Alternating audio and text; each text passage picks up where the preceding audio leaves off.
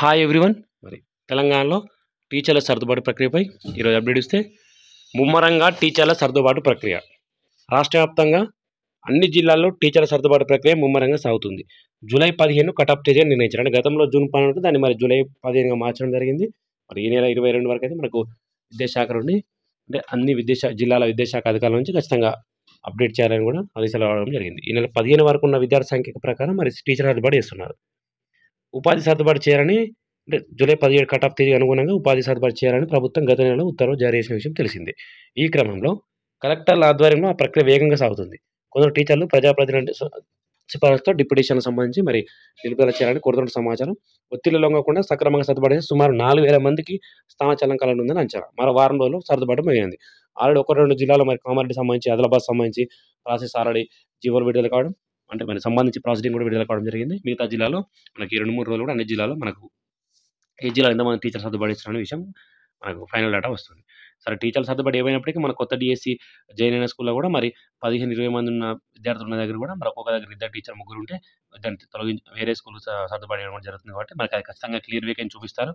మనకు ఓవరాల్‌గా ఒక 5% దీనికి సంబంధించి మనకు ఎఫెక్ట్ ఉంటుంది డిఎస్సి పైన. కాబట్టి మనకు ఎంతమంది సర్దుబాటు అదనంగా 4000 ఉన్నా, 5000 ఉన్నా డిఎస్సి సంబంధించి అయితే ఏం ఎఫెక్ట్, ఎందుకంటే క్లియర్ వేకెన్సీ అనేది ఆల్రెడీ ఇప్పటికి ఎగ్జిస్ట్‌కి సంబంధించి కాబట్టి మన క్లియర్ వేకెన్సీ ఆల్రెడీ ఉంటుంది. ఇక సిఆర్టీల నియామకానికి దరఖాస్తుల ఆహ్వానం. ఉమ్మడి జిల్లాలోని గిరిజన ఆశ్రమం అంటే ఉమ్మడి ఆదిలాబాద్ సంబంధించి నిర్మల్ ఐటీడీఏ సంబంధించి ఇక్కడ ప్రాథమిక పాఠశాలలో సిఆర్టీ ఎస్జీటీగా పనిచేయడానికి అర్హులైన అభ్యర్థులను దరఖాస్తులు ఆహ్వానిస్తున్నట్టు ఐటీడీఏ పీఓ ఖుష్బూ గుప్తా ప్రకటన తెలిపారు. ఆల్రెడీ మరి గత 2 సంవత్సరాల క్రితం ఉన్న పెండింగ్ కూడా నేను ఇవ్వడం జరిగింది. కొంచెం వివాదం జరిగిన విషయం తెలిసింది. మళ్ళీ కొత్త నోటిఫికేషన్ కూడా ఇవ్వడం జరిగింది. స్థానిక అభ్యర్థులకు ప్రాధాన్యం ఉంటుంది. అంటే కేవలం ఆ లోకల్ వాళ్ళకి ఎక్కువ ప్రయారిటీ ఉంటుంది. అది కూడా గిరిజన అభ్యర్థులకు ఎక్కువ ప్రయారిటీ అయితే ఖచ్చితంగా ఇలా ఉంటుంది. 1 నుంచి 7వ తరగతి వరకు వరుసగా 4 సంవత్సరాలు ఏ జిల్లాలో చదివితే ఆ జిల్లా స్థానిక అభ్యర్థులకు పరిగణిస్తామని చెప్పారు. బాలికల పాఠశాలలో మహిళా అభ్యర్థులను నియమిస్తారు. సో, అంటే ఇది బాలిక పాఠశాలలు ఉంటాయి, మహిళా అభ్యర్థులు. ఇంటర్మీడియేట్, డీఎడ్, టెట్ పేపర్ అని కేవలం డీఎడ్ వారికి అవకాశం. ఎందుకంటే ఎస్జీటీ పోస్ట్ కాబట్టి అభ్యర్థులు మౌఖిక, రాత పరీక్ష ద్వారా ఎంపిక చేస్తామన్నారు. మౌఖిక ఇంటర్వ్యూ ఉంటుంది, లేదా రాత పరీక్ష. అర్హులైన అభ్యర్థులు ఈ దరఖాస్తు సంబంధిత ధృవపత్రాలతో ఈ నెల 23 సాయంత్రం 5 గంటల వరకు జిల్లాల గిరిజన సంక్షేమ కార్యాలయాలు దరఖాస్తు అందజేయాలని సూచించారు. ఆయా జిల్లాల అంటే ఉమ్మడి జిల్లాకు సంబంధించి మనం మిగతా జిల్లా కూడా అప్లై చేసుకోవచ్చు, కానీ స్థానిక వారికి ప్రయారిటీ ఉంటుందని ఇక్కడ క్లియర్‌గా మెన్షన్ చేయడం జరిగింది. ఈ నెల 25న రాత పరీక్ష ఉంటుందని వెల్లడించారు. అంటే 23 తేదీ సాయంత్రం వరకు మనం అప్లై చేసుకోవచ్చు. 25 తేదీన ఎగ్జామ్ ఉంటుంది. ఉమ్మడి జిల్లా వరకు అయితే ఖచ్చితంగా పోస్టులున్న అభ్యర్థులకైతే మరి దరఖాస్తు చేసుకోవచ్చు. మినిమమ్ స్కేల్ ఇప్పుడు ఎక్కడైనా కేవీలో అయినా, ఆర్టీడీ అయినా మినిమమ్ 20,000-25,000 రూపాయలు శాలరీ ఇస్తారు. కాబట్టి మనం మరి ఆసక్తి గల అభ్యర్థులు అప్లై చేసుకోవచ్చు.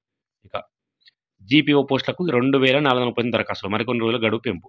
ఆల్రెడీ గడువు ముగిసింది. అంటే అంతకుముందుకు ఒకసారి మొత్తం 10,954 గ్రామాలకు సంబంధించి 3,450 మంది ఎంపికయ్యారు.